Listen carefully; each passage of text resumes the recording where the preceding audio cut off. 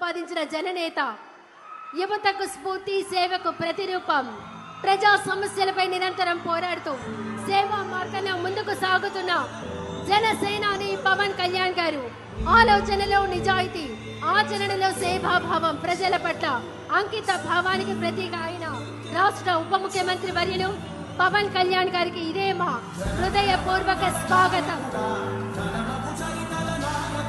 దూరదృష్టి, పరిపాలన అనుభవం, అంకిత భావం ఆంధ్రప్రదేశ్